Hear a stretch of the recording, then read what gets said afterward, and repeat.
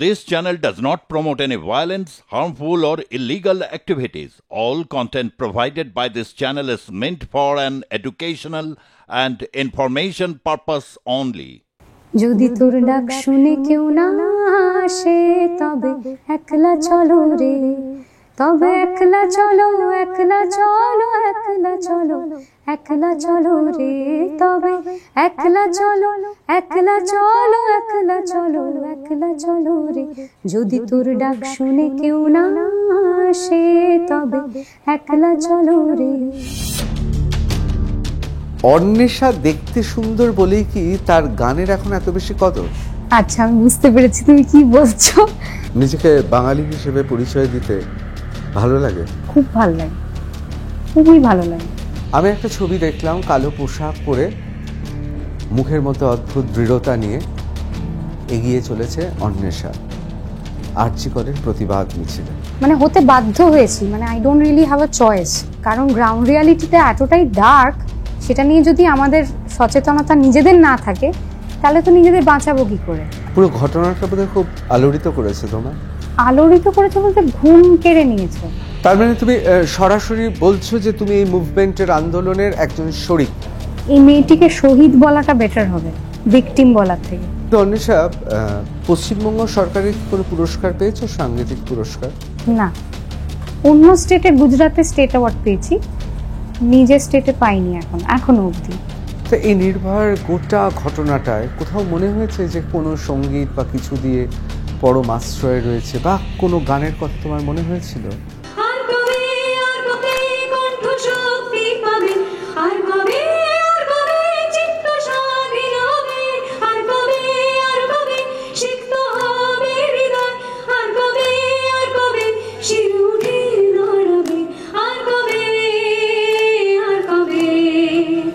কোথাও মনে হয় না এইভাবে যদি প্রতিবাদ করতে থাকো তাহলে সরকারি অনুষ্ঠান, এ রাজ্যে সরকারি পুরস্কার, এগুলো পাওয়া আরো আরো অধরা থেকে যেতে পারে?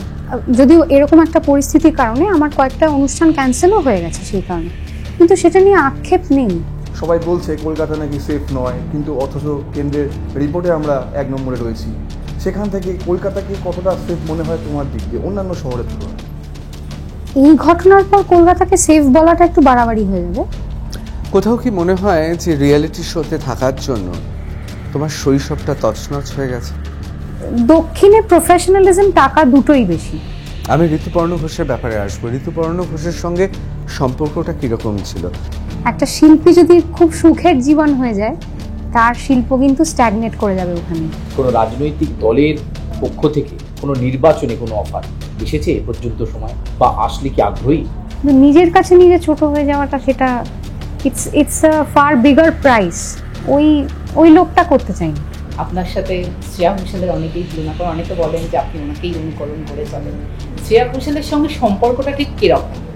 सुनते हैं जब प्यार हो तो दिए जल उठते हैं, तन में मन में और नयन में दिए जल उठते हैं, आजा पिया आजा तेरे ही लिए जलते दिए।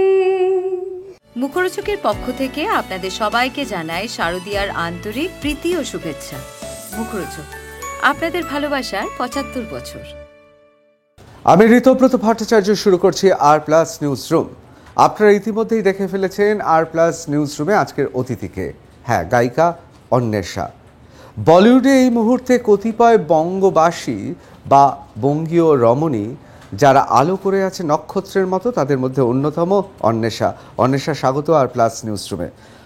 অন্বেষা, প্রথম আমি যে প্রশ্নটা করব, সাধারণত কোনো সুন্দরী মহিলাকে ক্যামেরার সামনে বা তার সামনে তার সৌন্দর্যের প্রশংসা না করাই ভালো, বিশেষ করে এরকম সাক্ষাৎকারের অনুষ্ঠানে। তাহলে প্রথমেই সে একটা অ্যাডভান্টেজিয়াস পজিশনে চলে যায়। তা সত্ত্বেও জিজ্ঞেস করছি, অন্বেষা দেখতে সুন্দর বলেই কি তার গানের এখন এত বেশি কদর? প্রথমত এটাকে দুভাবে নেওয়া যায়। প্রথমত, তার মানে তুমি বলছো আমাকে সুন্দর দেখতে, তাহলে কমপ্লিমেন্ট। আর এটাকে নেগেটিভলিও নেওয়া যায়, তার মানে এক্সটার্নাল বিউটির জন্য হয়তো ফ্যান ফলোয়িং বেশি।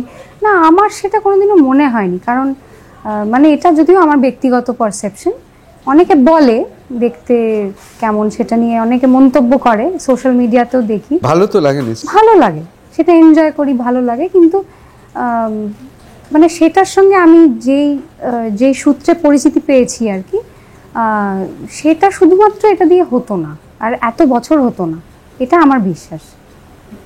আমি দর্শকদের জানিয়ে রাখি, আমি যখন অন্বেষাকে প্রথম দেখি তখন সে ক্লাস 8-এ পড়ে। সেই সময় গোটা ভারত সে জয় করেছে। শুরুটা কি করেছিল? বিশেষ করে আমরা বাংলার লোকেরা তো তোমাকে একটু আগে চিনেছে, এবং তারপর জাতীয় পর্যায়ে শুরুটা কি করে হলো? মানে ছোটবেলা থেকে কি গান শিখতে, ছোটবেলা থেকে কি ভাবতে যে গায়িকা হব? না, এরকম কিছু ভাবিনি। মানে একদম ছোট অবস্থায় তো তখন কেউ প্ল্যান করে না যে আমার, তখন অত অ্যাম্বিশন, অত ভাবনা চিন্তা একদম ছোট অবস্থায় থাকে না। তখন গান করতে ভালো লাগতো, বাড়িতে নানান রকম গান শোনার একটা অ্যাটমসফিয়ার ছিল। আমি যেহেতু সেকেন্ড জেনারেশন মিউজিশিয়ান, মা গান করতেন বলে মাকে রেয়াজ করতে দেখতাম, শুনতাম। বাড়িতে নানান রকম পুরনো হিন্দি গানের ক্যাসেটও চলতো, তখন ক্যাসেট ছিল, রবীন্দ্রসঙ্গীতও চলতো, নজরুলগীতিও শুনছি, গজলও শুনছি, আবার ইন্ডিয়ান ক্লাসিক্যাল মিউজিকও শুনছি। তো সব কিছু শোনার একটা কালচার ছিল, যেই কালচারটা মা বাবার থেকে অনেকটা আমার মধ্যেও আসে ন্যাচারালি, বাড়িতে যেটা দেখে লোকে বড় হয়। তো আমি ওইগুলো শুনে শুনে গাওয়ার চেষ্টা করতাম, মানে ঠিক ইমিটেট করা নয়, কিন্তু I use to try to sound as close as possible. যেটা শুনছি সেটার মতো আওয়াজ বের করার চেষ্টা করতাম। তো সেটা দেখে মা বাবা ফিল করে যে হ্যাঁ, গলায় একটা বেসিক সুর আছে, তো এইটাকে কোনো ভালো জায়গায় শিখলে আরও এটা নার্চার হতে পারে হয়তো। তো তখন আমার গুরুজির শ্রী জয়ন্ত সরকারের কাছে ওনারা আমাকে নিয়ে যান। ওখানে আমার ফর্মালি যেটা একটা শাস্ত্রীয় সঙ্গীত শেখার একটা তালিম, যেটা ফর্মাল ট্রেনিং বলতে যেটা আমরা বুঝি, সেইটা ওখান থেকে শুরু হয়। তখন আমার 4 বছর বয়স। তখন থেকে আর্লি, তো সেটা আমার মা বাবার একটা ওয়াইজ ডিসিশন ছিল যে ক্লাসিক্যাল শিখলে বেসটা শক্ত হয়, আমরা জানি, সবাই বিশ্বাস করি।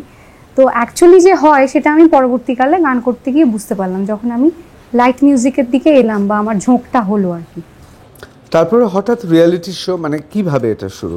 রিয়েলিটি শোটাও খুব হঠাৎ করে হয়নি, মানে সেটা হঠাৎ করে সবাই জেনেছে, কিন্তু আমি খুব শাই ছিলাম, মানে এখনো খানিকটা আছি। তো তাই কি মনে হচ্ছে না? তো কথা মনে হচ্ছে না, আচ্ছা যাক ভালো। তো সেই কারণে আমার একটা স্টেজ ফ্রাইট কাজ করতো, মানে বাড়িতে গান গাইছি ঠিক আছে, কিন্তু একটা পাবলিক পারফরমেন্স দেবো গিয়ে কোথাও, মানে অতটা স্মার্ট আমি ছিলাম না।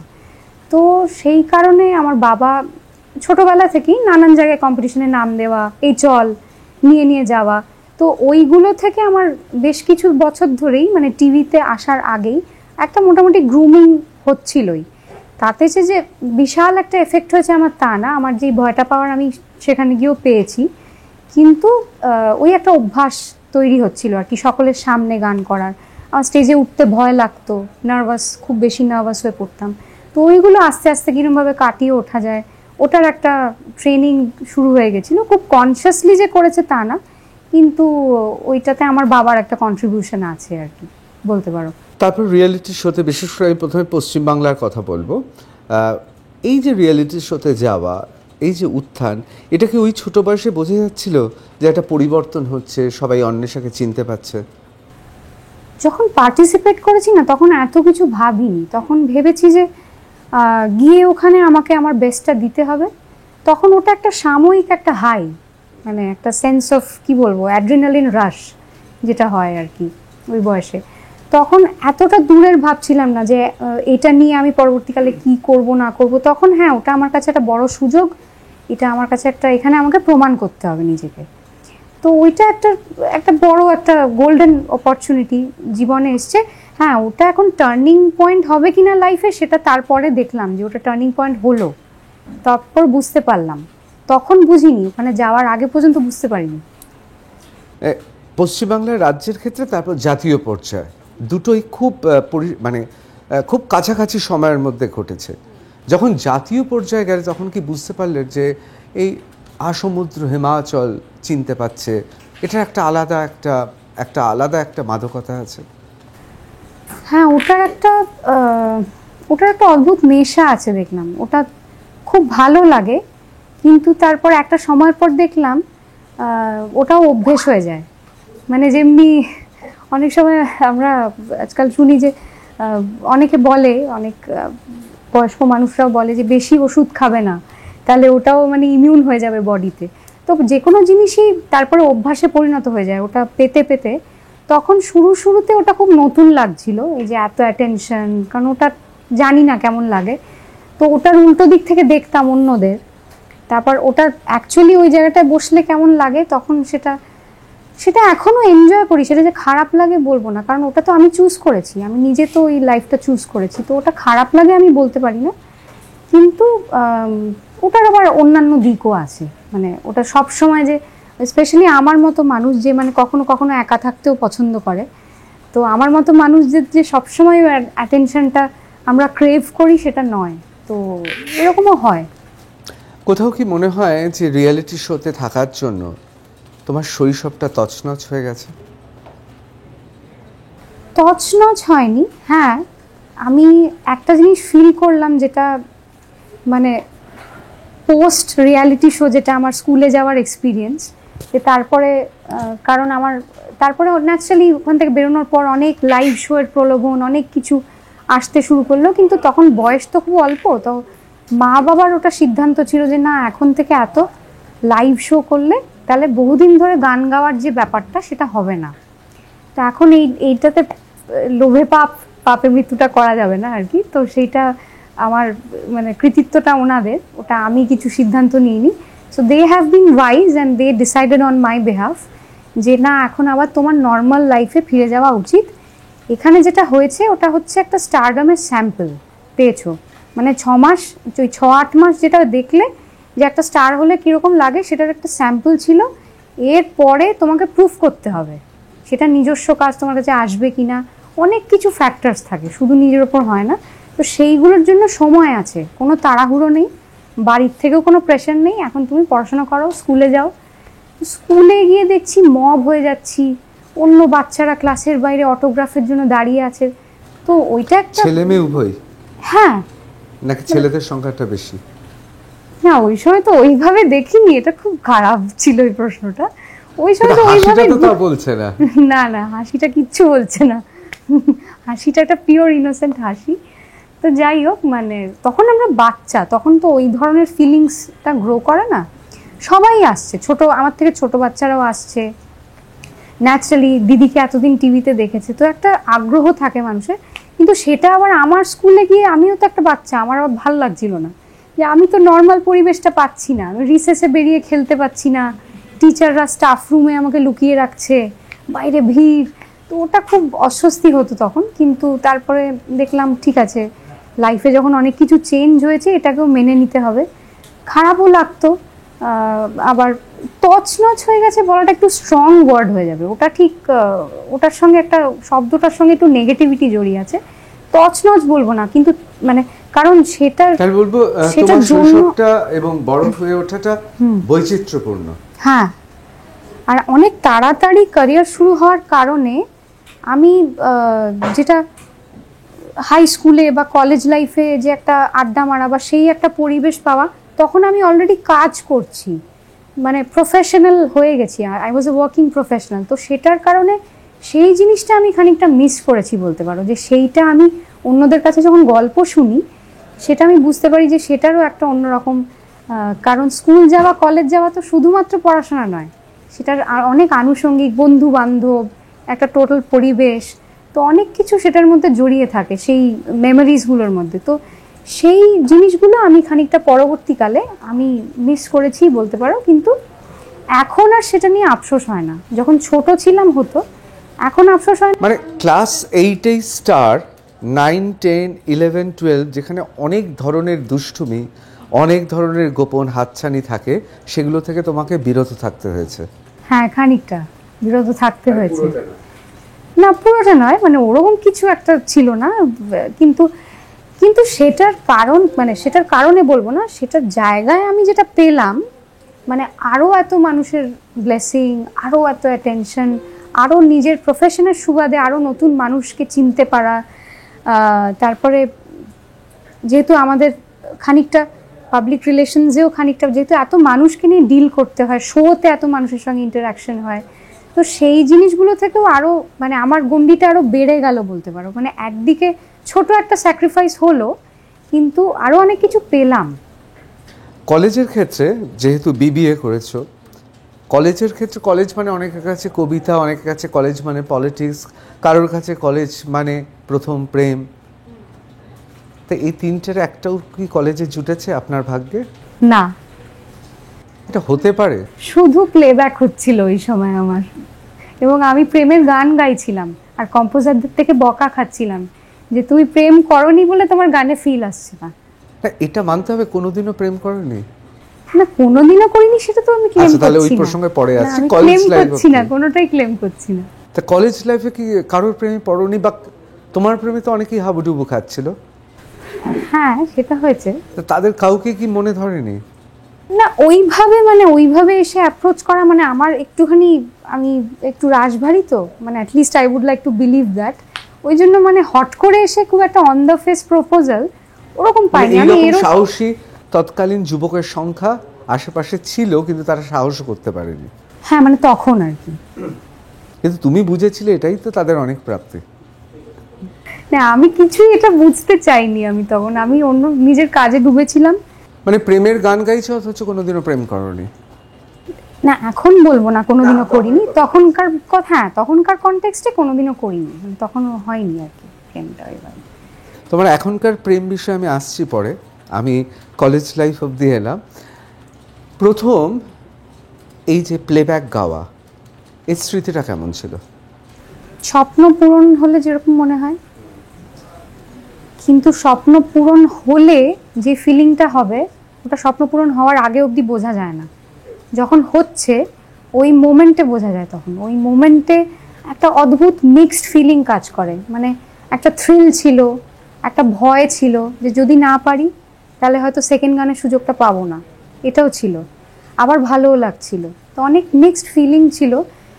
এবং প্রথমটা তো যে কোনো প্রথম আমাদের লাইফে স্পেশাল হয়, তো প্রথম গানটা, প্রথম প্লেব্যাকটা আমার জন্য স্পেশাল ছিল। গানটা শুনে মনে হচ্ছিল এটা আমার গান, এটা অন্য কেউ গাইনি, আমিই প্রথম গাইলাম, এটা যে নিজের গান। এইটা তখন বুঝেছিলে? হ্যাঁ, এইটা একটা অন্যরকম প্রাপ্তি ছিল, অন্যরকম ফিলিং। কারণ তার আগে অবধি একটা গানের, যখন আমরা কম্পিটিশনে গাইছি বা যে কোনো অন্যের গান শুনে গাইছি, তখন সেই গানটার একটা দারুণ রেফারেন্স আছে আমাদের কাছে। একটা কোনো প্রতিষ্ঠিত শিল্পীর গাওয়া অলরেডি একটা রেন্ডিশন আমার হাতে আছে, যে এক্সাম্পলটা শুনে আমি অনুকরণ বলবো না, অনুকরণ বললে ছোট করা হয়ে যায় নিউ কামার্সদের, কিন্তু একটা ভালো রেফারেন্স থাকলে সেটার থেকে কিছু করা কিন্তু অনেক সহজ। আর যখন আমার কাছে রেফারেন্স নেই, যখন একটা স্ক্র্যাচি ভার্সন আমি শুনে, সেটার থেকে আমাকে বলা হচ্ছে আমারটাই প্রথম ভার্সন হবে এবং ওটাই অরিজিনাল হবে, ওটা অনেক বেশি কঠিন। ওটা করতে গেলে তখন বোঝা যায়। তো ওটা অনেকটা কি বলবো, অন দ্য জব ট্রেনিংয়ের মতো। তো ওটা তখন করতে করতে শিখলাম। প্রথম প্লেব্যাক কোন গানটা, দুকলি কি শোনানো যাবে?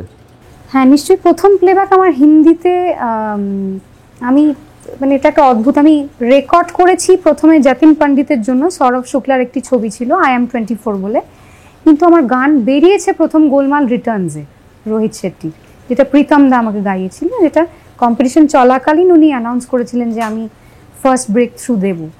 তো আমি যেহেতু ফার্স্ট রিলিজ গান ওটা অল্প একটু তাহলে অবশ্যই। आज लग जा गले से मेरे ठा करके ठा ठा करके ठा ठा करके सारी दुनिया से इश्क बया करके ठा ठा करके ठा ठा करके दिल में शोला भड़क रहा है, दिल जरा जल जाना, नाता है कुछ ना समझ कोई जरा समझाए ना, जिद करना अब मान ले मेरा कहना, मैं फंस गई अनजाने गलती से ना के जगह करके, अज लग जा गले से मेरे ठा करके ठा ठा करके ठा ठा करके। বাহ, প্রথম নিজের গান বাজছে কোথাও, প্রথম শোনার এরকম অনুভূতি, কোনো স্মৃতি আছে? হ্যাঁ, রেডিওতে FM-এ যখন শুনতে শুরু করলাম, গানটা রিলিজ হলো, এবং ইউটিউবে যখন দেখলাম, যেহেতু আমি মানে ভারতবর্ষের মিউজিক সিনটা এমন, এখানে আমরা আজকের ডেটে দাঁড়িয়েও প্লেব্যাকটাকে একটা খুব বড় জায়গা দিই। তো সেই জায়গা থেকে দাঁড়িয়ে আমি যেভাবে বড় হয়েছি, আমার কাছেও ফিল্ম মিউজিকটা একটা খুব বড় জায়গা জুড়ে আছে।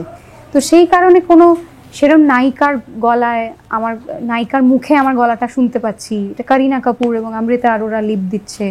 তো ওটা একটা খুব দেখে একটা খুব ভালো লাগা তৈরি হয়েছিল যে বড় পর্দায় নায়িকারা লিপ দিচ্ছে, যেটা এতদিন অন্যান্য বড় সিঙ্গারদের শুনে এসেছি, সেখানে আমার গলাটা বাজছে। এবং তখন আমার বয়স 14 বছর। তো ওটা আমার প্রাপ্তি যে আমাকে একটা বাচ্চাদের গান গাওয়ানো হয়নি, আমাকে একদম ডাইরেক্ট একদম মেইন স্ট্রিম একটা 14 বছরে 24 বছরের গান গেয়েছো। হ্যাঁ, তো বলতে পারো। তো ওটা একটা প্রাপ্তি আমার কাছে।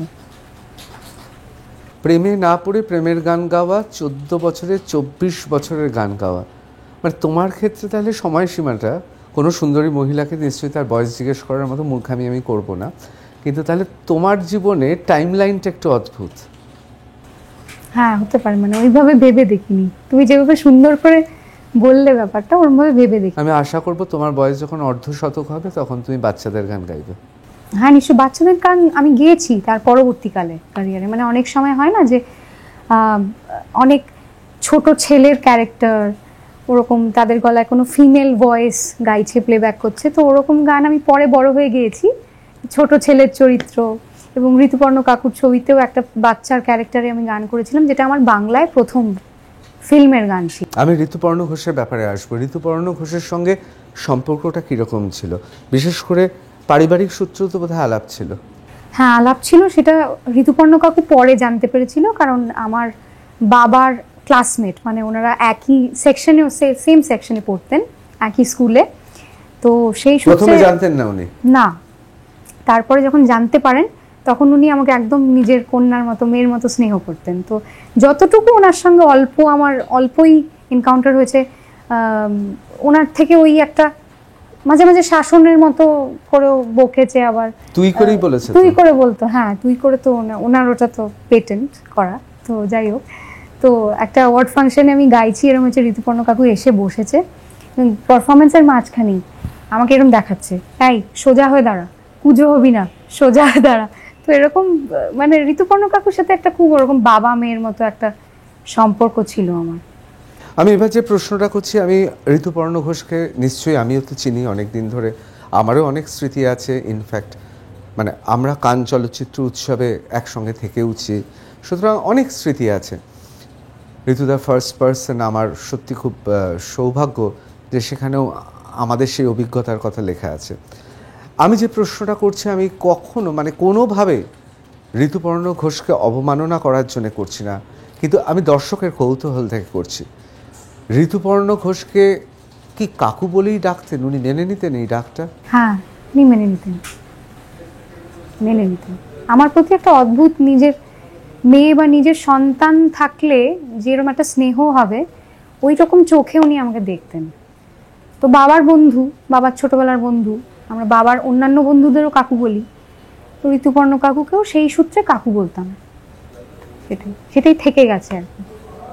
তা ওই গানের পর আর বেশি দূর তারপরে কি আর যোগাযোগ ছিল? তারপরে ওনার একটা ছবিতে আমি কাজ করেছিলাম, সেই ছবিতে তারপর আমার সেই ভার্সনটা থাকেনি, সেটা সিনেম্যাটিক কারণে ওটা অ্যাপ্রোপ্রিয়েট মনে হয়নি। প্লেব্যাকই ছিল, হ্যাঁ। তো ওটা যাই হোক, ওটা ডাইরেক্টরস ডিসিশন, ওটা ওনার ক্রিয়েটিভ লিবার্টি। দুঃখ লেগেছিল? খারাপ তো লাগেই, খারাপ তো যে কোনো গান বাদ পড়লেই খারাপ লাগে, তো ওইটাতেও খারাপ লেগেছিল, কিন্তু এগুলো তো হয়েই থাকে। তাহলে প্রথম বাংলা প্লেব্যাকের আগে হিন্দি প্লেব্যাক দিয়েই শুরু? হ্যাঁ। বাংলার প্রথম প্লেব্যাক কোনটা? বাংলায় খেলা, ঋতুপর্ণ ঘোষের খেলা। মনে আছে নাকি দুকলি? ওই গানটা যদিও সচরাচর কেউ আমাকে গাইতে বলে না, আচ্ছা অল্প একটু শোনাচ্ছি। এক যে আছে রাজা, এক যে আছে রাজা, দিনের শেষে রাত পোহালে, ব্যস্ত কেবল এক খেয়ালে, সিনেমাটা না বানালে কিসের তবে মজা, কেবল ভাবে রাজা, সিনেমাটা না বানালে কিসের আবার মজা, এক যে আছে রাজা।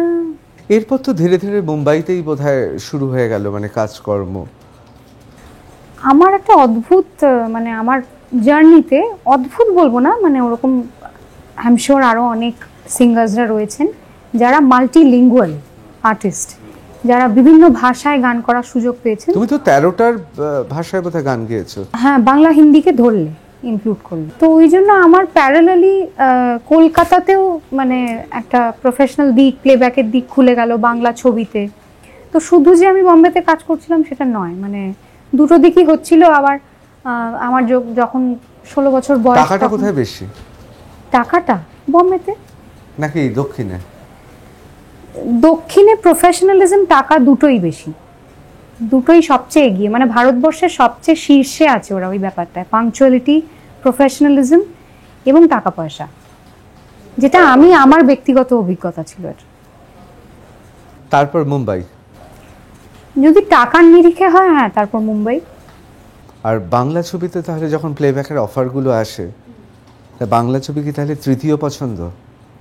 ওরকম কিছু না, মানে আমি তো আর্টিস্ট, আমি তো শিল্পী, মানে ওরকম টাকার বিচারে তো ওরকম ভাবে বলা যায় না। মানে বাংলাতে এত ভালো ভালো গান আমি গেয়েছি, সুরকাররা দিয়েছেন, তো সেটা যদি আমি এখন সেই কারণে আমার রেমুনারেশনের কারণে আমি 3 নম্বরে পাঠিয়ে দিই, সেটা ফেয়ার হবে না, ইট ইজ নট ফেয়ার। তো ওটা ওরমভাবে বলতে পারবো না।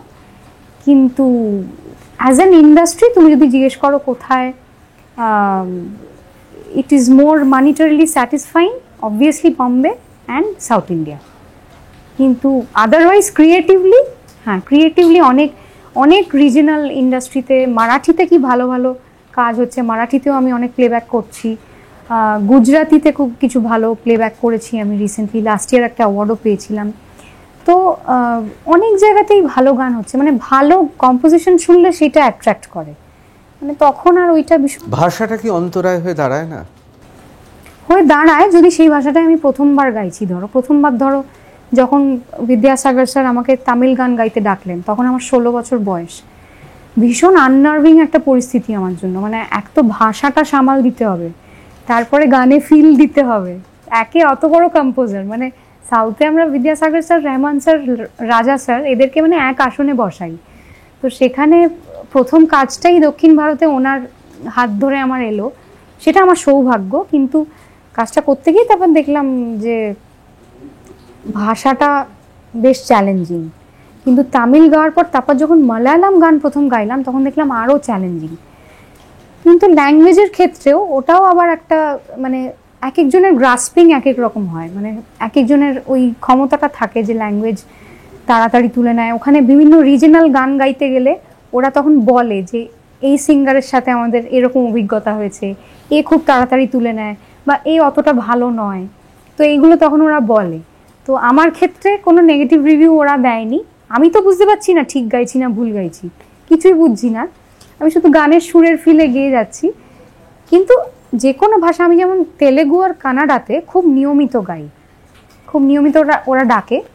তো সেই সুবাদে একটা ভাষা নিয়মিত গাইতে গাইতে ওটার একটা তখন, মানে ওটা নিউরোপ্লাস্টিসিটি বেসিক্যালি, ওটা তখন একটা you get a hang of it. তো ওটা খানিকটা তখন আয়ত্তের মধ্যে চলে আসে, ভাষাটা না বুঝলেও, তো ওটা হয়। আমাকে শাস্ত্রীদা বলছিলেন উনি একটি ছবি করছেন, তুমি তার প্লেব্যাক গাইছিলে, তার শুরুতে বোধহয় একটা অভিনয়ের ব্যাপার ছিল, মানে কণ্ঠেই অভিনয়ের ব্যাপার ছিল। তা শাস্ত্রীদা, যিনি প্রায় 40 বছর ধরে ওই গানটা লিখেছেন, এতদিন ভেবেছেন, উনি একবার দেখিয়েছে আর তুমি সঙ্গে সঙ্গে তুলে ওটা রেকর্ড করে ফেলেছো। এইটা বোধহয় তোমার ছোটোবেলা থেকেই রয়েছে।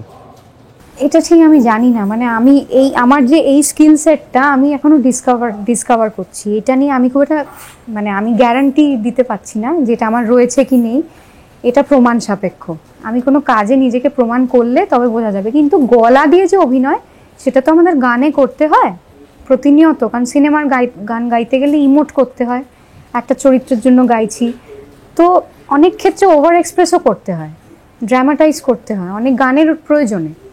তো সেই জিনিসটা যে মানে অভিনয়ের যেটা অডিওর অ্যাসপেক্ট, সেইটার সঙ্গে আমি খানিকটা পরিচিত। যুক্তি বলছে 14 বছর বয়সে 24 বছরের গান গেয়ে ফেলা, কোনোদিনও প্রেমে না পড়েও ছোট বয়সেই প্রেমের গান গেয়ে ফেলা এবং মানুষের মন জয় করা, এবং বিভিন্ন ভাষায় গান গাওয়া, এবং সেই গানের ভাষা না বুঝেও তার ভাবটাকে, অনুভূতিটাকে, সেটাকে সঞ্চারিত করে গানে প্রবাহিত করা, মানে এগুলো তো তোমার রয়েইছে। এবং অভিনয় তো বোধহয় চলছে এখন। হ্যাঁ, অভিনয় রিসেন্ট একটা কাজে আমার অভিনয় করার সুযোগ হয়েছে, যেখানে আমি এটা আমার জন্য সম্পূর্ণ একটা, মানে এরকম অভিজ্ঞতা যেটা আমার হয় না, যে আমরা জীবনে অনেক কিছু ঠিক করি যে এটা এটা আমি করব, কিন্তু আমার ক্যারিয়ারে এরকম অনেক কিছু হচ্ছে লাকিলি, যেগুলো আমার অ্যাসপিরেশনস লিস্টে ছিল না।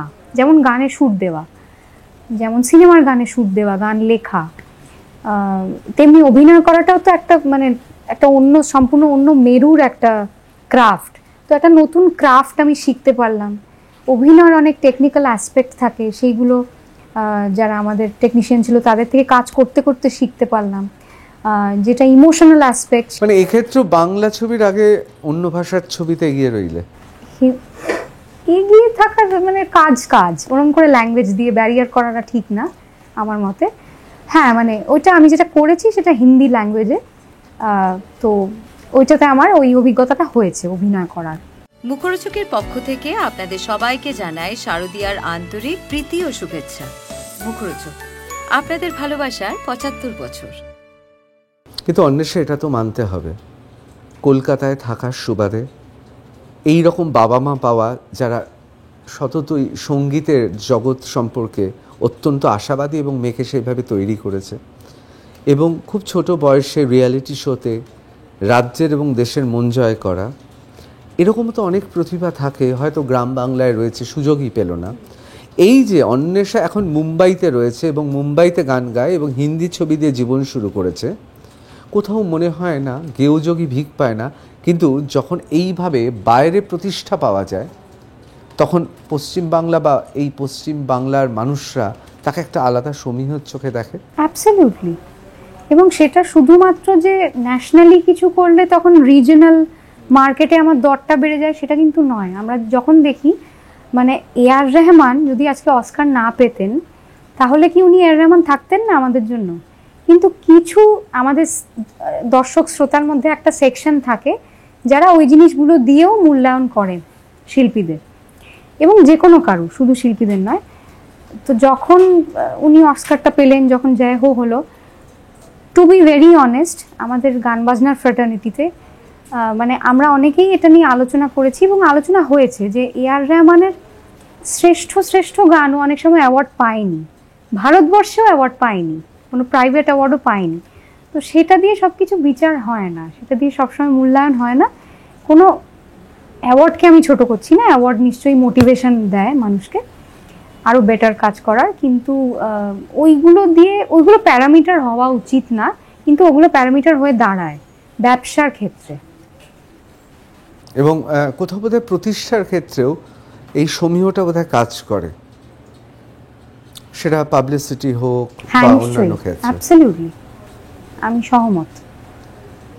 সত্যি কি মনে হয়, মানে আমি এই কারণে জিজ্ঞেস করছি যে এটা তো খুব বৈচিত্র্যময়, যে একদিকে মার্গীয় সঙ্গীত, চিরশাশ্বত ভারতীয় মার্গীয় সঙ্গীত, তাতেও তোমার দীক্ষা হয়েছে, তুমি গান গাও, আবার খুব পপুলার গানও গাও। সেক্ষেত্রে দাঁড়িয়ে ডোভার লেনেও তো তুমি গান গেয়েছো, হ্যাঁ। এবং কোথাও কি মনে হয়েছে সত্যি পশ্চিম বাংলা, বিশেষ করে আমাদের এখানে যে সাংগীতিক অনুষ্ঠানগুলো হয় তাতে সমস্যার লোকের সংখ্যা বেশি, নাকি এটা কলকাতা আর বাঙালি বলে আমরা ভাবি, আর যেহেতু যারা বাঙালি নন বাইরে থেকে গান গাইতে আসেন তারা সবসময় যেখানে আসেন সেখানে তারা প্রশংসা করেন নিজেদের পাবলিসিটির জন্য, সেই জন্য আমরা বাংলাকে গানের জগতে একটু এগিয়ে রাখি, কোথাও মনে হয় না? এটা কিন্তু আমরা এগিয়ে রাখি না, মানে history is testimony to the fact. মানে গান বাজনা এবং আর্ট অ্যান্ড কালচারের যে এই মাটিতে রয়েছে সেটা কিন্তু মানে ইতিহাসও সেটা সাক্ষী। মানে সেটা আমরা রবীন্দ্রনাথ থেকে শুরু করে যদি দেখি, মানে যদি বাঙালির কজন এই দিকে গেছে এবং এক্সেল করেছে সেই ইয়েতে আমরা জাজ করি, তাহলে কিন্তু দেখা যাবে। ইনফ্যাক্ট আমি পপুলার মিউজিকই ধরে নাও না, মানে আমাদের আজকে প্রচুর বাঙালিরা তো সফল ন্যাশনালি, এবং আমিও যখন অন্যান্য স্টেটে গান করতে যাই, আজকে গুজরাতের ধরো একটা কাব্য গীত ফেস্টিভ্যাল সমন্বয়ে খুব সুন্দর একটা হয়, ওখানে ব্যাঠক স্টাইলে ওরা গান শোনে, হাজার হাজার মানুষ গদিতে বসে সিটিং স্টাইলে ওরা গান শোনে। তো অন্যান্য স্টেটেও যখন গান করতে গেছি ওখানেও ওরা আমাকে চিনেছে ওরা আমার হিন্দি গানের জন্য, কিন্তু আমাকে কিন্তু বেশি সম্মান করেছে আমি বেঙ্গলকে রিপ্রেজেন্ট করি বলে। তো এটা আমার একটা খুব গর্বের জায়গা, আমার মনে হয় সেই জায়গাটা আমরা রিটেন করেছি। তো তো এটা এমন না যে আমরা নিজেরাই নিজেদের ঢাকঢোল পিটিয়ে এগিয়ে রেখেছি, ওরম কিছু না। এটা মানুষ বলে এবং এটা রয়েছে সামহাউ, গান বাজনাটা এবং ফাইন আর্টসটা আমাদের বাঙালিদের রক্তে আছে। তুমি গর্বিত বাঙালি হিসেবে? হ্যাঁ, ভীষণভাবে। নিজেকে বাঙালি হিসেবে পরিচয় দিতে ভালো লাগে? খুব ভালো লাগে, খুবই ভালো লাগে। আমি এবার একদম অন্য প্রসঙ্গে চলে আসছি। এই প্রসঙ্গে আসছি, আবার গানের জগতে ফিরে আসবো। আমি একটা ছবি দেখলাম, কালো পোশাক পরে মুখের মধ্যে অদ্ভুত দৃঢ়তা নিয়ে এগিয়ে চলেছে অন্বেষা আরজি করের প্রতিবাদ মিছিলে। এই প্রথম জীবনে প্রতিবাদ মিছিলে হাঁটা। এর আগে হিস্ট্রি বইতে পড়েছি বিভিন্ন রেভলিউশনের কথা। প্রথমবার এটা ঠিক ভালো লাগলো বললে ওই মেয়েটিকে ছোট করা হবে, যে আমার ওখানে হাঁটতে ভালো লাগলো সেটা বলবো না। আমি ঠিক আর্টিকুলেট করতে পারছি না, মানে এই জিনিসটা যেটা হচ্ছে এগুলো তো ইতিহাসে লেখা থাকবে, তো সেটার ইতিহাসের ব্যাপারে পড়া বইতে এবং সেটার একটা পার্ট হয়ে থাকতে পারা, সেটাকে নিজে উইটনেস করা সম্পূর্ণ একটা আলাদা অভিজ্ঞতা। তো সেটা আমি প্রথমবার ফিল করলাম, ওই পরিবেশে গিয়ে আরও বেশি ফিল করলাম। এবং আমার মধ্যেও এরকম একটা মেয়ে ছিল বা আছে, তাকেও চিনতে পারলাম। পুরো ঘটনাটা বোধহয় খুব আলোড়িত করেছে তোমায়। আলোড়িত করেছে বলতে ঘুম কেড়ে নিয়েছে। তো এটা কি সত্যি? মানে ঘুমাতে পারোনি? ঘুমাতে পারিনি, কারণ এই মেয়েটি আমাদেরই এজ গ্রুপের একটি মেয়ে যার সাথে এটা হয়েছে। একটা দুর্নীতিমুক্ত সমাজ চাই, একজন সাধারণ নাগরিক হিসেবে এটাই চাইতে পারি। একজন কি বলবো, মানে এই মেয়েটিকে শহীদ বলাটা বেটার হবে ভিকটিম বলার থেকে। এটা খুব গুরুত্বপূর্ণ কথা। আমাদের অনেকেরই মনে হচ্ছে যে তাকে নির্যাতিতা বা ধর্ষিতা বলে কোথাও যেন মনে হচ্ছে সেই ব্যবস্থার প্রথম শহীদ। এবং এই শহীদ, যেটা অনেক সময় অনেকে বলে না যে শহীদের রক্ত হবে না কো ব্যর্থ, অনেকেরই মনে হচ্ছে যে তাকে শহীদ হিসেবে সম্মান দেওয়া উচিত অন্তত আমাদের সমাজে। কিন্তু অন্বেষা, পশ্চিমবঙ্গ সরকার বিভিন্ন পুরস্কার পেয়েছো, পশ্চিমবঙ্গ সরকারের কি কোনো পুরস্কার পেয়েছো? সাংগীতিক পুরস্কার কোনো পুরস্কার পাওনি এখনো পশ্চিমবঙ্গ সরকার? না, অন্য স্টেটে, গুজরাটে স্টেট অ্যাওয়ার্ড পেয়েছি, নিজের স্টেটে পাইনি এখনো অবধি। কোথাও মনে হয় না এইভাবে যদি প্রতিবাদ করতে থাকো তাহলে সরকারি অনুষ্ঠান, এ রাজ্যে সরকারি পুরস্কার, এগুলো পাওয়া আরো অধরা থেকে যেতে পারে? মানে একটা পুরস্কার পাওয়ার আশায় নিজেকে তো আয়নায় মুখটা দেখাতে হবে রাত্রিবেলা শোয়ার আগে, মানে সেটা তো নিজের কাছে নিজে ছোট হয়ে যাওয়া মানুষ হিসেবে, তো সেটা হতে চাই না।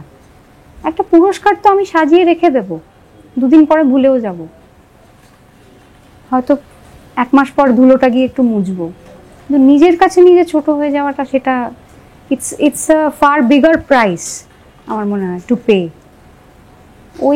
ওই লোকটা করতে চাই না। আমার কথা বলে খুব ভালো লাগছে। এতটাই কি সমাজ সচেতন, এতটাই কি রাজনীতি সম্পর্কে আগ্রহ রয়েছে অন্বেষার, নাকি অন্যান্য সেলিব্রিটিদের মতো শুধুমাত্র এগুলো বলতে হয় তাই বলছো? বলতে হয় তাই বলছি কি না এটা লোকে বলবে, ওটা তো আমি বললে কিছু, ওটাতে স্ট্যাম্প লাগিয়ে দেওয়া যাবে না, সেটা সময় বলবে আর লোকে বলবে, এটা আমার নিজে বলে কোনো লাভ নেই। কিন্তু আমি বলতে হওয়ার জন্য কোনো কথাই খুব একটা বলি না, মানে আমার ওটা চরিত্র বিরোধী। মানে কিছু মনে হলে তখনই বলি, যখন বলাটা প্রয়োজন বোধ করি তখনই বলি। এবং রাজনীতি সম্পর্কে কোনো স্টেটমেন্ট দেওয়ার মতো আমার অতটা পড়াশোনা নেই, সেটা বলতে আমার কোনো লজ্জা নেই। এবং একটা বয়স ছিল যখন মনে হতো যে না, এইগুলো নিয়ে অত কালচার না করলেও চলবে, কিন্তু সেই বয়সটা পেরিয়ে যখন বড় হতে শুরু করলাম তখন দেখলাম যে না, পলিটিক্সে আমার ইন্টারেস্ট অ্যাজ আ সাবজেক্ট আমি ইন্টারেস্টেড না হতে পারি, কিন্তু সেটা সম্পর্কে না জানলে, আজকে আমার পাড়ায় আগুন লাগলো, আমার অবধি তো হিটটা পৌঁছচ্ছে না, আমি তো ভালোই আছি, না আমাকে স্টেপটা তখনই নিতে হবে আগুনটা নেভানোর জন্য, নিজের বাড়ি অবধি আগুনটা পৌঁছে যাবে তারপর আমি স্টেপ নেব, এটা হয় না। তো সেটা আমি জানবো কখন, যখন আমি চারপাশটায় কি হচ্ছে সেটা নিয়ে অ্যাওয়্যার। সেই অ্যাওয়ারনেসটাই যদি আমার না থাকে, তো সেইটুকু অ্যাওয়ারনেসের জন্য যেটুকু খবর দেখা, মা বাবা সচেতন, তাদের কাছ থেকে খবর যেগুলো পাই, তারা যেগুলো বলেন, সেইগুলো শুনে একটু নিজে অ্যাওয়্যার থাকার চেষ্টা করি। বিশাল যে পড়াশোনা করি গভীরে ঢুকে সেটা নয়, এবং খুব গভীরে ঢুকে জানি না বলেই ওটা নিয়ে কোনো ক্লেম বা কোনো স্টেটমেন্ট আমি দিতে পারবো না, কিন্তু একজন সাধারণ সিটিজেন হিসেবে যেটুকু অ্যাওয়্যার থাকাটা প্রয়োজন যাতে নিজে এক্সপ্লয়েট হওয়া থেকে বাঁচতে পারি, সেটার জন্য যেটুকু অ্যাওয়ারনেস প্রয়োজন সেটুকু রাখার চেষ্টা করি। এবার আমি আমার সহকর্মীদের কাছে চলে যাব, তাদেরও অনেক প্রশ্ন আছে। আমি প্রথমে সুচারুর কাছে চলে যাব। সুচারু মিত্র। অন্বেষা, সঙ্গীত বদলে দিল আপনার জীবন, বাংলা থেকে জাতীয় আঙিনায়।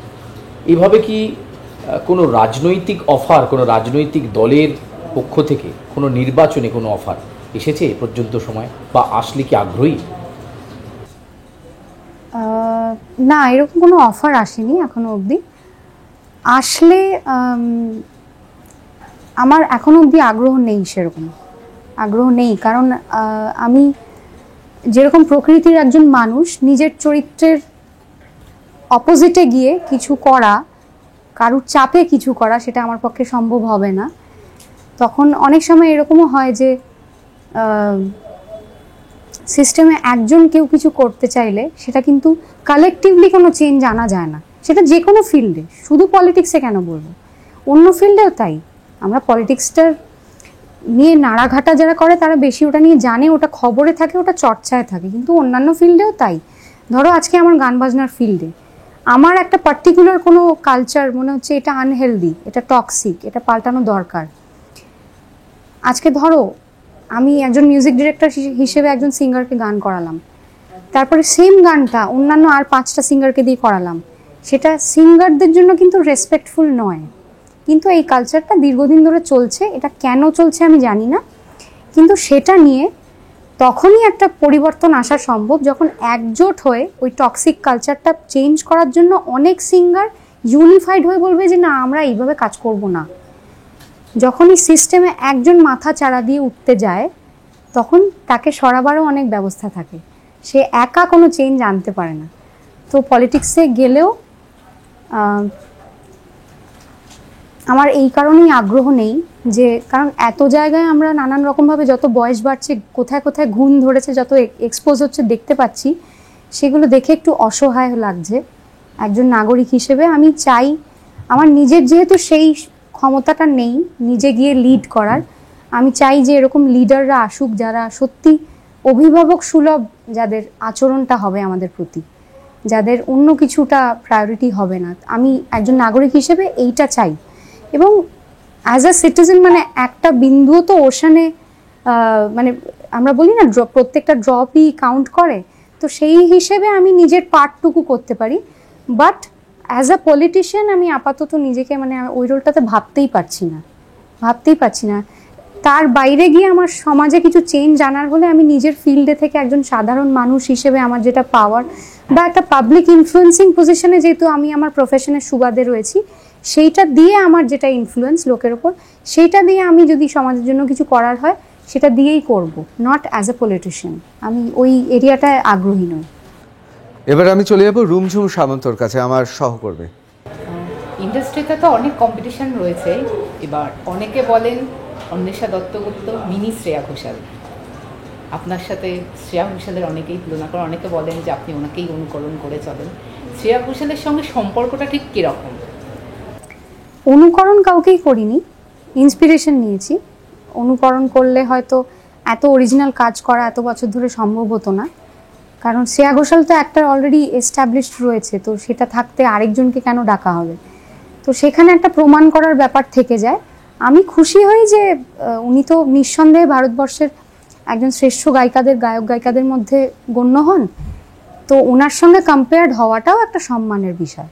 তো সেটা আমি পজিটিভলি দেখি, আর ভালো লাগে কেউ যখন এসে, এখন ওই বলাটা অনেক কমে গেছে, শুরুর দিকে আরও শুনতে হতো, কিন্তু ভালো লাগে। ওনার সঙ্গে ব্যক্তিগত সম্পর্ক বলতে, আমি যখন ন্যাশনাল টেলিভিশনে অ্যাপিয়ার করি কম্পিটিশনে, তখন উনি পার্মানেন্ট জাজেস প্যানেলে ছিলেন, তো সেই সূত্রে অনেকটা ক্লোজনেস হয়েছিল ওনার সঙ্গে। তো উনি অনেকটা আমাকে বাচ্চা সেই একদম প্রথম থেকেই আমার উত্থানটা দেখেছেন। এবং তার পরবর্তীকালে আমার লাস্ট একটা মিউজিক কা মহামোকাবলা বলে একটা খুব সুন্দর IPL ফরম্যাটে একটা শো হয়েছিল, গানের শো, যেখানে আমি শান দাদার টিমে ছিলাম।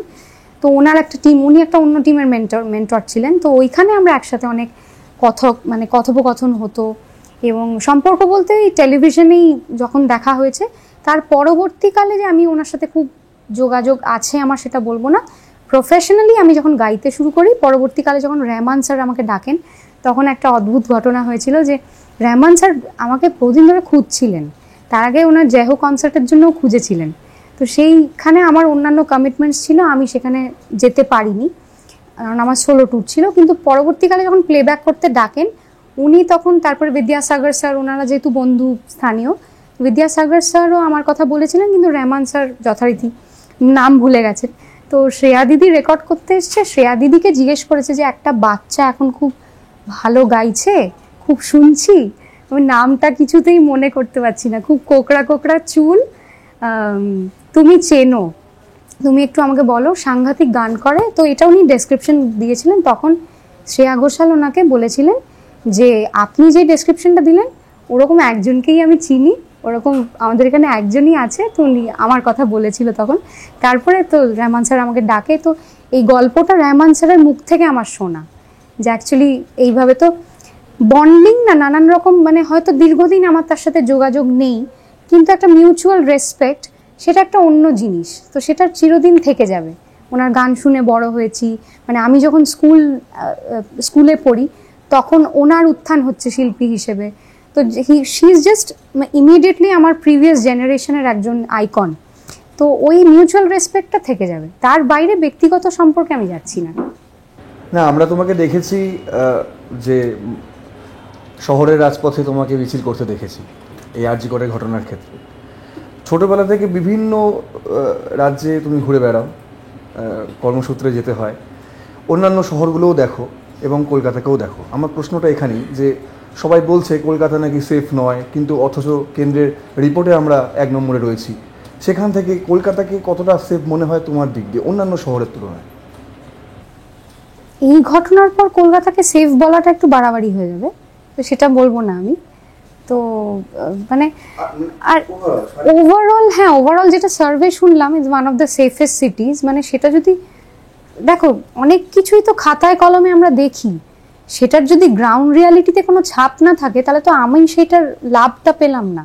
মানে অ্যাকচুয়ালি যদি আমার একজন মহিলা কলিগ, সে যদি নিজের কাজের জায়গায় অ্যাকচুয়ালি সুরক্ষিত না বোধ করে, অ্যাকচুয়ালি যদি নিরাপত্তা না থাকে গ্রাউন্ডে, on ground, not on papers, তাহলে সেটা নিয়ে তো মানে কথা বলাটা, মানে এই ধরনের, হ্যাঁ সার্ভেটা হয়েছে হয়তো ওটা হয়তো একটা কম্প্যারেটিভ স্টাডি, যেখানে অন্যান্য জায়গায় এবং কোন কোন ঘটনাগুলো রিপোর্ট হচ্ছে, অনেক ঘটনা রিপোর্টেডই হয় না, তো সেগুলো তো কাউন্টই হচ্ছে না। তো এগুলোর অনেক কিছু মানে ব্যাপার থাকে, যে ইকুয়েশনগুলো আলাদা।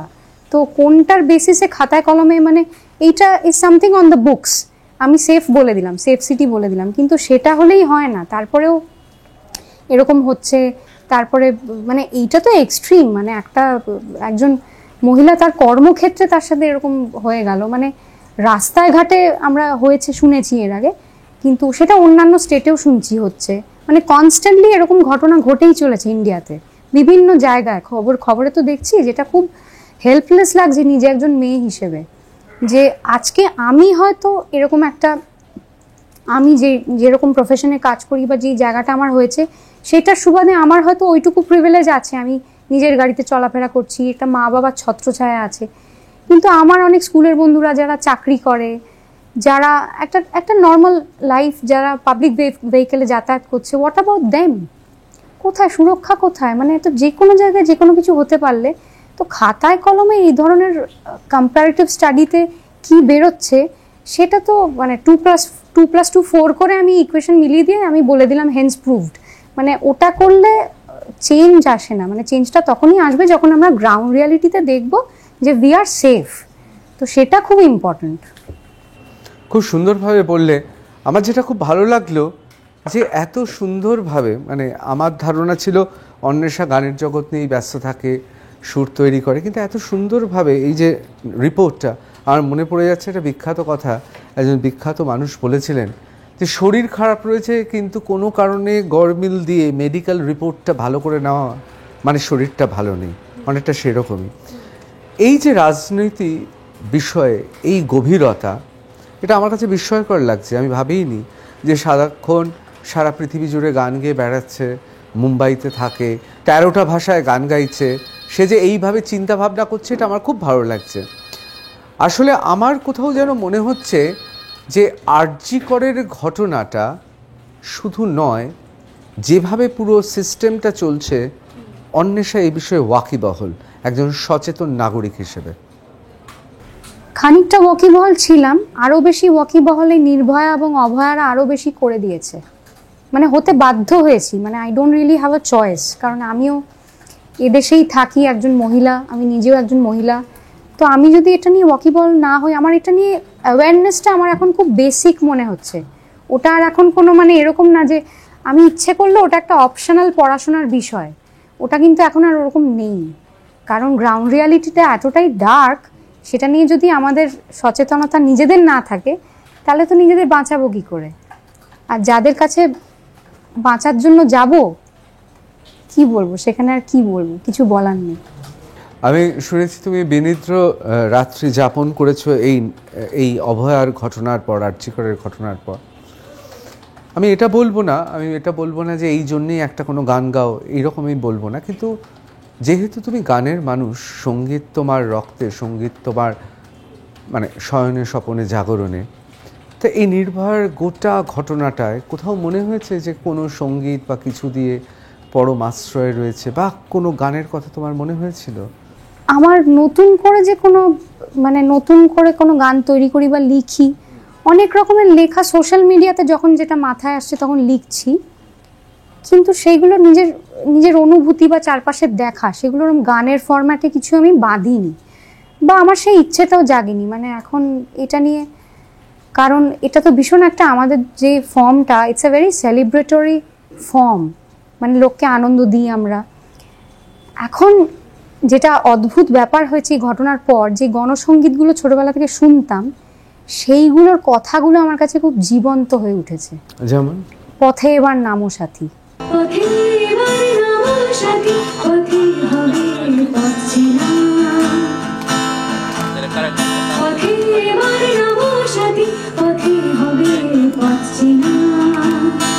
যেটা আমার কাছে এতদিন শুধু গান ছিল, সেটা আমার কাছে খুব বাস্তব মনে হচ্ছে এখন। আমি বলবো সবারই নিশ্চয়ই ইচ্ছে আমরা দুকুলে একটু যদি শুনতে পাই তোমার কণ্ঠে। আমি তাহলে একটা রবীন্দ্রনাথের গান গাই। অবশ্যই। যদি তোর ডাক শুনে কেউ না আসে, তবে একলা চলো রে, তবে একলা চলো, একলা চলো, একলা চলো, একলা চলো রে, তবে একলা চলো, একলা চলো, একলা চলো, একলা চলো রে। যদি তোর ডাক শুনে কেউ না আসে, তবে একলা চলো রে।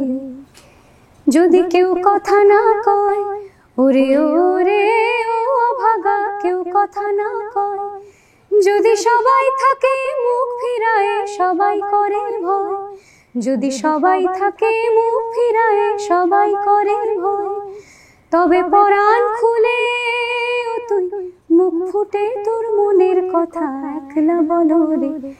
পরাণ খুলে ও তুই মুখ ফুটে তোর মনের কথা একলা বলো রে। যদি তোর ডাক শুনে কেউ না আসে, তবে একলা চলো রে। যদি তোর ডাক শুনে কেউ না আসে, তবে একলা চলো রে। সম্ভব ভালো। সত্যি গানের মধ্যে উদযাপন থাকে, কিন্তু এই গানের মধ্যে কোথাও একটা দৃঢ়তা। বোধহয় এটাই সময় এসেছে, যদি কেউ না থাকে একলাই প্রতিবাদ করতে হবে এই অন্ধকার সময়। আমি এবার একটু অন্য প্রসঙ্গে যাচ্ছি, তার আগে শুধু একটাই প্রশ্ন করব যে এই যে আরজি করে আলোড়িত হওয়া, তার অনুরণনটা থেকে যাবে কি? কারণ আমরা তো আগে কোনো মিছিলে অন্বেষাকে দেখিনি, আমরা তো দেখিনি যে জুনিয়র ডাক্তারদের সভায় ছুটে যাওয়া। এবং আমি জানি, আমি অনেক উদ্যোক্তাদের চিনি, যেহেতু একজন শিল্পী তার মেধা এবং তার সময় অনুযায়ী তার মূল পারিশ্রমিক নির্ধারণ করা হয়, সেক্ষেত্রে পশ্চিমবাংলা এবং ভারতবর্ষে তুমি যে পারিশ্রমিকটা পাও সেটা খুব কম শিল্পীই পায়, কিন্তু এই যে জুনিয়র ডাক্তারদের কাছে যাওয়া, SSKM-এ যাওয়া, এগুলো কি কোনো টাকা ছাড়াই যাওয়া হচ্ছে? হ্যাঁ অবশ্যই, মানে এখানে টাকার কোনো প্রশ্নই ওঠে না, কারণ এটা তো আমার প্রফেশনাল কমিটমেন্ট নয়, এটা আমার নিজের কাছে নিজের দায়বদ্ধতা আছে মানুষ হিসেবে, সেই জন্য আমি যাচ্ছি। এটা মানুষ আর অন্বেষা যাচ্ছে শিল্পী হওয়ার সুবাদে। যেটা সুবিধা হচ্ছে আমি হয়তো যেটা ওরা স্পিচ দিয়ে প্রতিবাদ করবে আমি গান গেয়ে করতে পারি। ঝুলছে এক পাহাড় অসহ্য বিচার, স্তব্ধ হয়েছিল তার ব্যস্ততা হাজার, তাই যে রাইখে আর কিছু নেই, যে যেমন সে দিচ্ছে মেনে নাম দিয়ে কপাল, কেউ মরণ অকাল, কেউ ভয় কাতর, কেউ মানির উপায় বা সহায় হয়ে পাথর। আর কবে, আর কবে, আর কবে, আর কবে, আর কবে, আর কবে,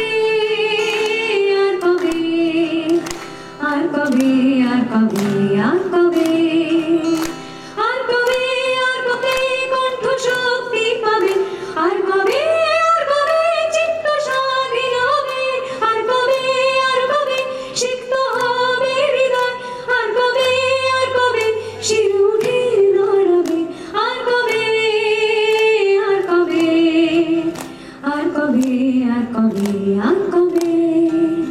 তার মানে তুমি সরাসরি বলছো যে তুমি এই মুভমেন্টের, আন্দোলনের একজন শরিক, এবং হৃদয়, মন এবং যদি বলে চেতনা যে প্রতিবাদ করতে হবে, তাহলে যে বিরাট পারিশ্রমিক নিয়ে তোমার পারফরমেন্সগুলো হয় সেটা ছেড়ে তুমি বেরিয়ে এসে বিদ্রোহের গান গাইবে। হ্যাঁ নিশ্চয়ই, নিশ্চয়ই।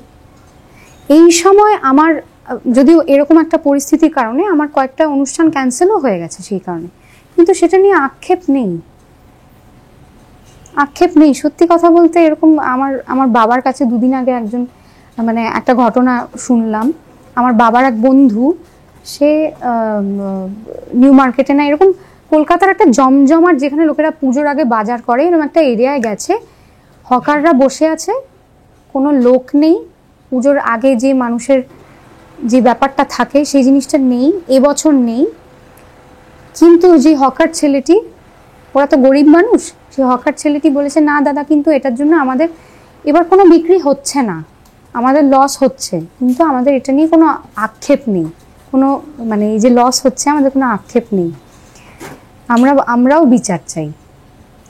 ওই ছেলেটা যদি এতটা সাহস দেখাতে পারে, আমি একটা প্রিভিলেজড মানুষ হয়ে প্রিভিলেজ জীবন কাটিয়ে I have my own struggles in my career, কিন্তু সেই ব্যাটলগুলো আলাদা।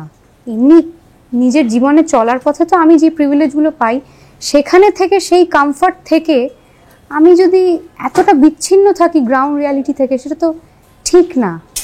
আলটিমেটলি তো মানে এসেছি একা, আলটিমেটলি এই পয়েন্ট A টু পয়েন্ট Bর মধ্যে যা করছি, তারপরে গিয়ে যেখানে ঢুকবো ওখানে ও যা আমিও তাই, কোনো তফাৎ নেই। তো সেখানে প্রতিবাদ না করার তো কোনো কারণ নেই। আমার আর ইচ্ছে করছে না এই প্রসঙ্গের পর অন্য প্রসঙ্গে যেতে, কিন্তু যেহেতু তোমার ফ্যানের সংখ্যা অনেক বেশি আর ইউটিউবে অনেক কিছু কমেন্ট করতে পারে, সেই জন্য ফেলে আসা প্রশ্নে আমাকে আবার ঢুকতে হচ্ছে। যে সময় প্রেমে পড়নি সে সময় প্রেমের গান গেয়েছো, কিন্তু তারপর প্রেম এসেছিল, নিজেই স্বীকার করেছিল নিঃশব্দ চরণে। এবার একবার এসেছিল প্রেম জীবনে নাকি আমি জানি না, আমি এই প্রশ্নে যাচ্ছি না। তাহলে এই মুহূর্তে অনেকে নিশ্চয়ই জানতে চাইবে, অনেক পুরুষ জেনে আনন্দিত হবে না, নিশ্চয়ই দুঃখিতই হবে। তাহলে কি কিছুদিনের মধ্যেই আমরা অন্বেষার কোনো ভালো খবর পেতে চলেছি? ভালো খবর তো অনেক রকমের হয়, মানে এটা তো শুধুমাত্র এক রকমের গুড নিউজ কেন এক্সপেক্ট করবে? মানে ভালো খবর তো আমি আজকে ধরো একটা ছবিতে অভিনয় করলাম, সেটাও একটা নতুন ধরনের খবর মানুষের জন্য, তোমাদের সকলের জন্য। না, আমি কি কার্ড পাবো কোনো কবজি টু বিয়ে খেতে যাওয়ার? আচ্ছা, আমি বুঝতে পেরেছি তুমি কি বলছো। না সেটা এই মুহূর্তে ওরকম কোনো nothing is on the cards, কারণ এই মুহূর্তে ওরকম কিছু হয়ও নি। মানে আর আমি একটুখানি নিজের প্রাইভেট লাইফে আমি একটুখানি রিক্লুসিভ, তো মানে খুব বেরিয়ে যে সোশ্যালাইজ করা বিশাল একটা বন্ধু বান্ধব, অনেকেরই থাকে, বিশাল একটা বন্ধু বান্ধব পার্টি করছে, মানে নিজের কাজের জায়গায় একটা ঠিকভাবে যাওয়া, একটা সেজেগুজে যাওয়া, সেটা দেখে হয়তো আমাকে অনেকে ধারণা করবে যে ওর ভীষণ গ্ল্যামারাস লাইফ, কিন্তু নয়, সেটা নয়। এবং আমার যেটা ফ্যামিলি মেম্বার এবং অল্প বিস্তর 2-1 3 বন্ধু বান্ধবেরও সার্কেল, যেটা ওটাও ভীষণ ছোট, ভীষণ ক্লোজ নিট, এবং ওটার বাইরে আমি খুব একটা এনার্জি এক্সচেঞ্জে যাই না, ইচ্ছে করেই যাই না। সেটা এক সময় হয়তো নিজের দুর্বলতা বলে মনে হতো যে আমি সোশ্যালাইজ করতে পারছি না, সবাই আমাকে আনকুল ভাববে, আরে ও তো পার্টি করে না, ও তো অ্যাওয়ার্ড ফাংশনে নমিনেশন থাকলে আসে, আফটার পার্টিতেও আসে না। তো এরকম নানান কথা নিজের সম্পর্কে শুনেছি, কিন্তু ওইগুলো এখন আমার মনে হয় যে না, ওটা আমার অ্যাকচুয়ালি দুর্বলতা ছিল না, ওটা স্বভাবের আমার এমন একটা দিক যেটা ইভেনচুয়ালি আমাকে বাঁচাবে। আমি একেবারে শেষ পর্বে চলে আসি। এইরকম একটা অশান্ত সময় আমরা অনেক গায়িকার গায়কের নাম করতে পারি, সেটা আমরা পল রবসনের নাম করতে পারি, আমরা সেটা ভূপেন হাজারিকার নামও করতে পারি, আমরা অনেকের নাম করতে পারি, পিট সেগারের নাম করতে পারি। কোথাও কি মনে হচ্ছে যে আমার আজকে কথা বলে একদিকে বলিউডের গ্ল্যামার, একদিকে দুবাই থেকে শুরু করে সারা পৃথিবী জুড়ে একেবারে আলোর বন্যা বয়ে যায় এবং পৃথিবীর সর্বশ্রেষ্ঠ মঞ্চে অন্বেষা গান গাইছে অসম্ভব লাস্যময়ী, রহস্যময়ী হয়ে, আবার অন্যদিকে সে প্রতিবাদের মিছিলে হাঁটছে। কোথাও কোথাও বিবর্তন ঘটছে, কোথাও কোথাও সেই বিবর্তনের ছোঁয়া অন্বেষার লেখা গান, তার সুরের মধ্যে, তার গান গাওয়ার মধ্যে আমরা পাবো অন্য একটা অন্বেষার ব্যক্তিত্বকে। হ্যাঁ, একদমই তাই। আমার মনে হয় যে মানে একটা কথাই আছে, art imitates life and vice versa also. তো সেই কারণে আমার মনে হয় যে দুর্ঘটনা হওয়াটা কাম্য নয়, কিন্তু লাইফে নানান রকম অভিজ্ঞতা হওয়াটা একটা শিল্পীর জীবনে খুব প্রয়োজন। একটা শিল্পী যদি খুব সুখের জীবন হয়ে যায়, তার শিল্প কিন্তু স্ট্যাগনেট করে যাবে ওখানেই। তো ওই জন্য নানান রকম, আমি জোর করে ইনভাইট করে আনবো না, কিন্তু নানান রকম ডাইভার্স অভিজ্ঞতা হওয়াটা হেল্প করে। মানে স্পেশালি শুধুমাত্র যদি আমি সিঙ্গার হতাম, সেটা হলে হয়তো এটা বলতাম না। আমি যেহেতু এখন গান তৈরিও করি, যেহেতু নিজের ক্যারিয়ারে ডাইভার্সিফাই করেছি as a music composer, as a song writer, সেহেতু ক্রিয়েট করার ক্ষেত্রে আমার মনে হয় যে বন্ধ ঘরে না ওই জিনিসটা ঠিক হয় না। মানে আমার সৃষ্টির মধ্যে ওই একটা কনফাইন্ড ব্যাপার চলে আসবে যদি না আমি নানান কিছুটা দেখি, বাইরে বেরিয়ে পৃথিবীটা দেখি, বাইরে বেরিয়ে একটা চায়ের দোকানে বসি, একটা সাধারণ মানুষের সঙ্গে কথা বলি, একটা সাধারণ মেয়ে হয়ে নিজের ওই ব্যাগেজটাকে রেখে এসে। চায়ের দোকানে তুমি কি একা বসো? অনেকদিন হয়নি, মানে আমার বাবা বসে তার বন্ধুদের সঙ্গে, একদিন বলবো নিয়ে যেতে। আমার বাবার বন্ধুরাও আমাকে খুব স্নেহ করেন, একদিন বলবো নিয়ে যেতে। আমার ভালো লাগে মানে রাস্তায় দোকানে, যদিও ওই চাটার আমি দুধ চায়ের খুব মনে হয় না কলকাতায় এরকম একজন বন্ধু থাকা দরকার ছিল যার সঙ্গে একটা ক্যাফেটেরিয়ায় বসে থাকবে নিঃসঙ্গ কোনো বিকেল বেলা? হ্যাঁ, এরকম বন্ধু আছে আমার। ইনফ্যাক্ট কলকাতাতেই যে আমার চেনা পরিচিত লোকজন, যেহেতু কলকাতাতেই আমার বেড়ে ওঠা, অল্প বিস্তর স্কুলের বন্ধু যাদের সঙ্গে বহুদিন বাদে ফেসবুকের মাধ্যমে যোগাযোগ হয়েছে, তো ওই 2-3 জন ওরকম তারা আছে। তারা অনেক সময় আমারই হঠাৎ কিছু এসে গেলে প্ল্যান হয়েও ক্যান্সেল হয়ে যায়, কেচে গেছে, এরকম হয়েছে যে দেখা করার প্ল্যান হয়েছে কিন্তু আমার কারণে ক্যান্সেল। তো আমার খারাপই লাগে, যেহেতু আমার কাজের পদ্ধতিটা এরকম, তো ওরা সেটা বুঝে নেয়, মানিয়ে নেয়, তো সেটা আমার সৌভাগ্য। তো এরকম কিছু অল্প বিস্তর বন্ধু বান্ধব ছিটে ফোটা রয়েছে, একদম নেই তা না। সেই সময়টা অনেকদিন বার করে ওঠা হয়নি, তো আবার বসতে হবে। অবশ্যই। এলভিস প্রিসলে তার এক সাক্ষাৎকারে বলেছিলেন যে যখন খ্যাতির চূড়ান্ত জায়গায় মানুষ থাকে তখন সে কখনো কখনো নিঃসঙ্গ হয়ে পড়ে, ভয়ানক নিঃসঙ্গ। আবার চার্লি চ্যাপলিন বলছেন মানুষ যখন তার জীবনে যশ, অর্থ, খ্যাতি সমস্ত কিছু পায় তখন তার মনে হয় এই পৃথিবীকে ফিরিয়ে দেওয়ার সময় এসেছে, তখন সে পথে নামে। কোনটা তোমার ক্ষেত্রে ঠিক, চার্লি চ্যাপলিন না এলভিস প্রিসলে? দুটোই ঠিক, দুটোই ফ্যাক্ট। প্রথমটাও ফিল করলাম, কিন্তু প্রথমটার মধ্যে একটা লোনলিনেস আছে, পরেরটার মধ্যে একটা পজিটিভিটি আছে। পরেরটা বলে এগিয়ে যাওয়ার কথা। অন্বেষা কি একাকিত্বে ভোগে না? একাকিত্বে ভুগি কখনো কখনো, কিন্তু আবার আমার মধ্যে একটা একটা স্পিরিচুয়াল দিকও আছে, যে নিজে একা থাকতে পছন্দ করে, মানে নিজের একা থাকতে ভয় পায় না। হ্যাঁ, অনেকে হয় একা থাকতে ভয় পায়, আমি একা থাকাটা এনজয়ও করি। তো ওইটা আমার মনে হয় যে ওটা ওই আর্টটা মাস্টার করতে পারলে ওটা খুব ভালো একটা জিনিস, মানে একা আমি এবার সাইলেন্স। কি মনে হচ্ছে সময় এসেছে চার্লি চ্যাপলিনের মতো পৃথিবীকে ফিরিয়ে দেওয়া? আমার মনে হয় তাই। It's high time, it is high time. কারণ আমরা আজকে আমি একটা মডেস্ট ব্যাকগ্রাউন্ড থেকে আসা একটি মেয়ে। আমার এই প্রফেশনে আসার জন্য আমার আলাদা করে এই প্রফেশনেই একজন কোনো বাবা বা মা যেটা ব্যাকিং হয় বা অন্য কোনো মানুষের ব্যাকিং, সেটা ছিল না। সেটা ছাড়াই আমার কাছে কাজ এসছে, আমি নিজের চেষ্টায় যেটা করেছি, সেলফ মেডই বলতে পারো অনেকটা। তো সেই জায়গা থেকে দাঁড়িয়ে আমার মনে হয় যে যখন একটা জিনিস হার্ড আর্ন হয়, তখন সেই জায়গাটা ওঠার পর সেইটাকে আমি কিভাবে এখন সেই জায়গাটাকে ইউজ করে নিজের যে আমি পাবলিক ইনফ্লুয়েন্সটা আমার যেটুকু রয়েছে সেটাকে ইউজ করে আমি কি চেঞ্জ আনতে পারি, যে চেঞ্জটা লং লাস্টিং হবে ফর দ্য সোসাইটি। তো সেইটা করবার এখন, নাহলে শুধুমাত্র তো সবাই গান গাইছি, শোজ করছি, ওইভাবে তো জীবন কেটেই যাবে। মানে এই ঘটনাটা অনেক কিছু ভাবালো, যেটা আমাদের হয়তো আগেই ভাবা উচিত ছিল। তোমার কথার মধ্যে আমার একটা জিনিস খুব পরিষ্কার, তোমার জীবন দর্শনে কোথাও এই সময়টা খুব গুরুত্বপূর্ণ, এবং এটাই তো শিল্পীর হওয়া উচিত, তার কাজের মধ্য দিয়ে সেই সময়টাকে যদি ধরা যায়। আমি আর বেশি কথা বলবো না, শুধু একটাই বলবো যে বারবার শুনছি তোমার আরোপিত সুর, তোমার যে কোনো নিজের পছন্দের গান, তোমার সুরও হতে পারে, এই গান দিয়েই শেষ করব। আমার মনে হয় যারা দেখছেন তাদের আমার কথাতে শেষ হওয়ার থেকে তোমার গানে শেষ হলে তার ব্যঞ্জনা আর আবেশটা অনেকটা থেকে যাবে। আমার লেখা সুর করা গানের মধ্যে একটা গান যেটা অনেকে পছন্দ করেছিলেন, গানটার নাম স্বপ্ন মিছিল। রাতগুলো আমার স্বপ্ন মিছিল, সুতোই ছেঁড়া তারা ঝিলমিল, রাতগুলো আমার স্বপ্ন মিছিল, সুতোই ছেঁড়া তারা ঝিলমিল।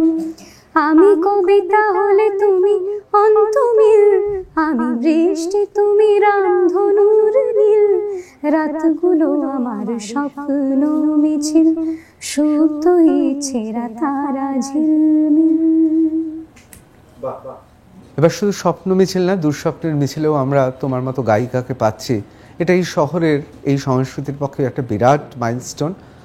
ইতিমধ্যেই নারায়ণ দে আমার একজন সহকর্মী, ভাতৃসম, সে আমার কানে কানে চুপি চুপি আরও একটা তার অনুরোধ আছে, সেটা দিয়েও শেষ করতে পারি। মুখরোচকের পক্ষ থেকে আপনাদের সবাইকে জানাই শারদীয়ার আন্তরিক প্রীতি ও শুভেচ্ছা। মুখরোচক, আপনাদের ভালোবাসার 75 বছর। सुनते हैं जब प्यार हो तो दिए जल उठते हैं, तन में मन में और नयन में दिए जल उठते हैं। आजा पिया आजा तेरे ही लिए जलते दिए, बितानी तेरे साए में जिंदगानी बितानी तेरे साए में बेनाम सी ख्वाहिशें आवाज ना मिले, जाने पर माने दिल ना तू ना मेरे लिए,